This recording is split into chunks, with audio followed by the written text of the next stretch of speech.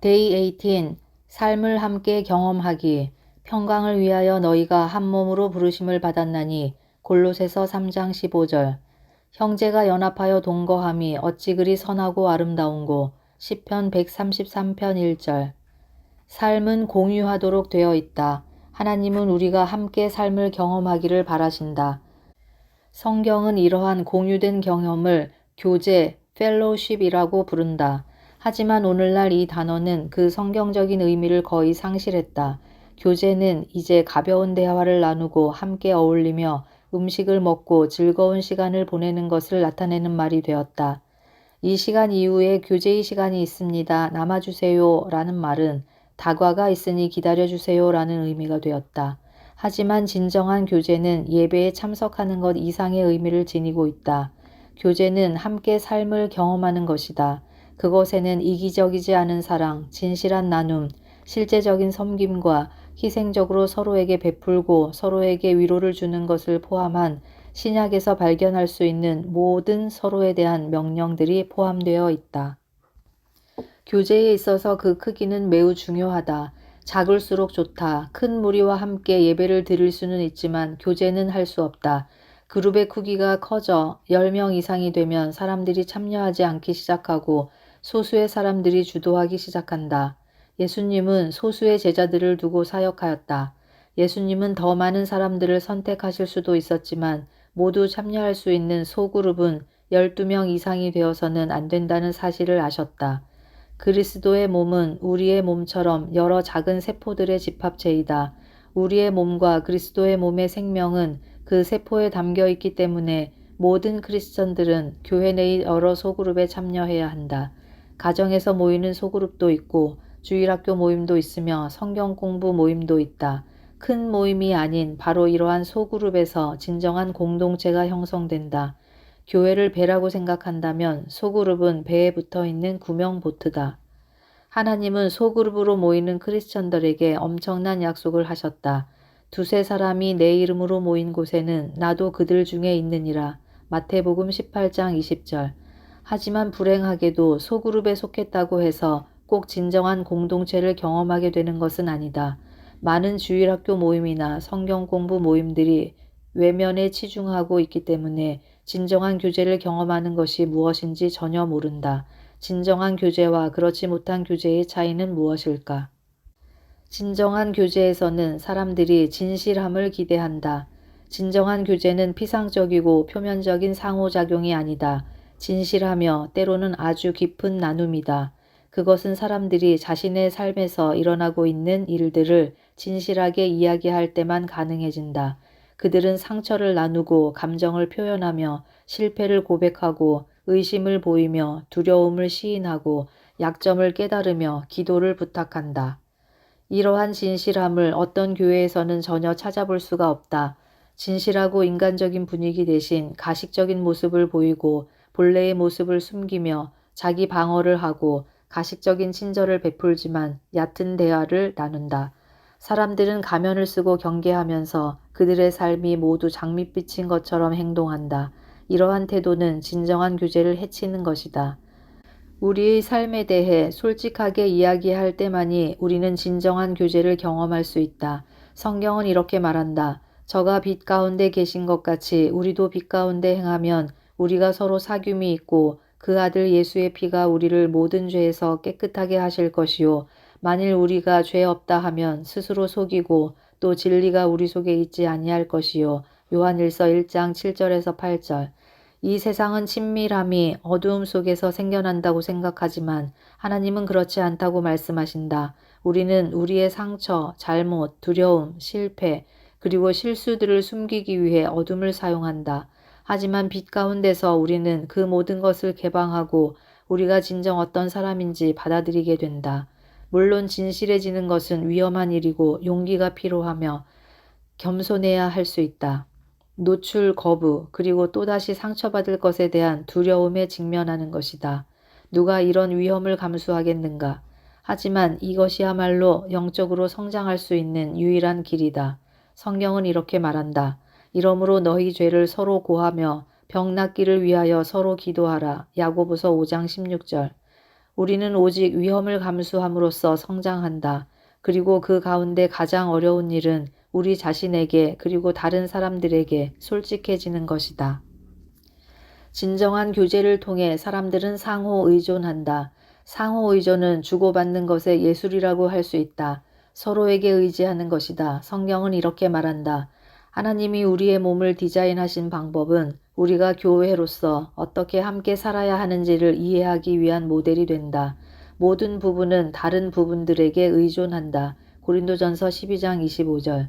상호 의존은 교제의 핵심이다. 상호 의존적인 관계를 형성하고 책임을 나누며 서로를 돕는 것이다. 바울은 나는 우리가 믿음으로 서로 돕기를 원한다. 너희의 믿음은 나를 도울 것이고 나의 믿음은 너희를 도울 것이다. 로마서 1장 12절. 우리 모두는 누군가 우리와 함께 걸어가고 우리를 격려해주면 믿음을 계속 이어갈 수 있다. 성경은 상호 간의 책임, 격려, 섬김, 그리고 존경에 대한 명령을 담고 있다. 신약에는 서로에게 또 서로를 위해 살라고 명령하는 표현이 50번 이상 등장한다. 성경은 말한다. 이러므로 우리가 화평의 일과 서로 덕을 세우는 일을 힘쓰나니 로마서 14장 19절. 우리가 그리스도의 몸 안에 있는 모든 사람을 책임져야 하는 것은 아니지만 모든 사람에게 노력해야 하는 책임은 있다. 하나님은 우리가 할 수 있는 모든 것을 통해 그들을 돕기 원하신다. 진정한 교제를 통해 사람들은 공감한다. 공감하는 것은 충고를 하거나 빠르고 표면적인 도움을 주는 것이 아니다. 공감한다는 것은 고통에 함께 참여하고 그 고통을 나누는 것이다. 공감하는 것은 나는 네가 겪고 있는 것을 안다. 네가 지금 느끼고 있는 감정은 이상한 것도 아니고 잘못된 생각도 아니다. 라는 것을 말해준다. 어떤 사람들은 이를 감정이입이라 부른다. 하지만 성경적인 단어는 공감이다. 성경은 이렇게 말한다.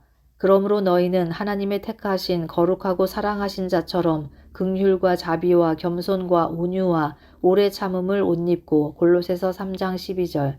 공감을 통해서 두 가지 근본적인 필요를 채울 수 있다. 즉, 이해받고 감정의 정당성을 확인받는 것이다. 우리가 상대방의 감정을 확인해주고 이해해줄 때마다 우리는 교제를 쌓아간다. 문제는 우리가 때때로 너무 급하게 문제를 해결하려고 하기 때문에 공감할 시간을 못 갖는다는 것이다. 또는 스스로의 상처에 너무 묶여 있다. 자기 연민은 다른 사람들에 대한 공감을 메마르게 한다. 교제에는 여러 단계가 있고 각 단계는 각각 다른 시기에 적용된다.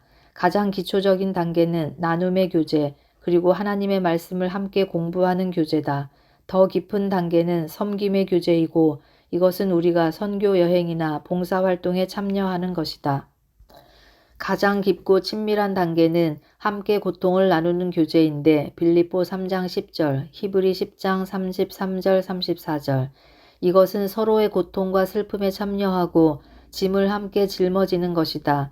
이 단계를 이해하는 크리스천들이 바로 믿음으로 인해 처형당하고 멸시당하며 순교하는 사람들이다. 성경은 이렇게 명령한다. 너희가 짐을 서로 지라. 그리하여 그리스도의 법을 성취하라. 갈라디아서 6장 2절. 우리가 서로에게 가장 필요한 때는 바로 심각한 위기, 깊은 슬픔, 그리고 의심의 상황을 지날 때다. 상황이 악화되어 우리의 믿음이 무너지려고 하는 바로 그때에 믿음의 친구를 가장 필요로 하는 것이다. 이런 때 우리는 하나님 안에서 믿음을 갖고 있는 사람이 필요하고 우리를 이끌어줄 사람이 필요하다. 하나님이 멀게 느껴질 때에도 소그룹 안에서는 그리스도의 몸이 실제로 존재하고 가시적이게 되는 것이다. 이것이 욥이 고통받고 있을 때 가장 필요로 했던 것이다. 그래서 욥은 고통당하는 친구를 동정하지 않는 것은 하나님을 무시하는 일이야. 욥기 6장 14절에 절규했다. 진정한 교제를 통해 사람들은 자비를 경험한다. 교제는 은혜의 장소이고 이곳에서 우리의 실수가 드러나지 않고 덮어진다. 교제는 자비가 정의보다 강할 때 일어난다. 우리는 모두 자비가 필요하다. 이는 우리 모두가 흔들리고 넘어지고 다시 제자리로 돌아오기 위해 도움이 필요하기 때문이다. 우리는 서로에게 자비를 베풀어야 하고 서로에게서 그것을 받을 줄 알아야 한다. 하나님은 이렇게 말씀하신다. 그런즉 너희는 차라리 저를 용서하고 위로할 것이니 저가 너무 많은 근심에 잠길까 두려워하노라. 고린도후서 2장 7절. 용서 없이는 교제할 수 없다. 하나님은 우리에게 이렇게 경고하신다. 서로에게 악의를 품지 말아라. 골로새서 3장 13절. 이것은 괴로움과 분노가 교제를 핵심부터 파괴하기 때문이다. 우리 모두는 불완전한 죄인들이기 때문에 함께 오랜 시간을 보내면 때로는 의식적으로 그리고 때로는 무의식적으로 서로에게 상처를 준다. 성경은 이렇게 말한다. 누가 네게 혐의가 있거든 서로 용납하여 피차 용서하되 주께서 너희를 용서하신 것과 같이 너희도 그리하고. 골로새서 3장 13절. 하나님이 우리를 향해 보여주신 자비의 모습은 우리가 다른 사람에게 자비를 베푸는 동기가 된다. 우리가 다른 사람을 용서할 때 하나님이 우리를 용서하신 것 이상의 용서는 요구하지 않으신다. 누군가 우리에게 상처를 줄 때마다 우리는 선택해야 한다. 나의 에너지를 복수하는 데 사용할 것인가 아니면 해결을 위해 사용할 것인가. 이 두 가지를 모두 할 수는 없다.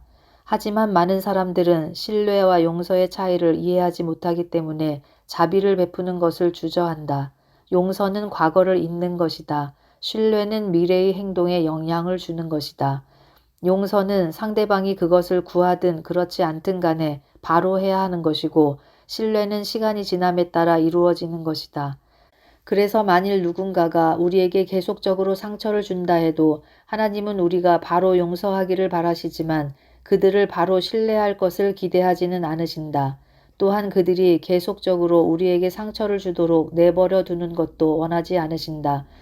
그들은 시간이 지남에 따라 변하고 있다는 것을 보여주어야 한다. 신뢰를 다시 쌓기에 가장 좋은 곳은 격려와 믿음을 보여주는 소그룹 안에서다. 진정한 교제에 헌신되어 있는 소그룹에 속함으로써 얻을 수 있는 유익이 많다. 그것은 우리가 간과할 수 없는 크리스천으로서의 삶의 일부다. 2000년 이상 동안 크리스천들은 교제를 위해 정기적으로 소그룹으로 모여왔다. 만일 이런 모임에 속해보지 않았다면 무엇을 놓치고 있는지 잘 모를 것이다. 다음 장에서 우리는 다른 믿는 사람들과 이러한 공동체를 만들기 위해 필요한 것을 살펴볼 것이다. 하지만 이번 장을 통해 진정한 교제가 주는 진실함, 상호 의존, 공감, 그리고 자비를 갈구하게 되었기를 바란다. 우리는 공동체를 위해 창조되었다.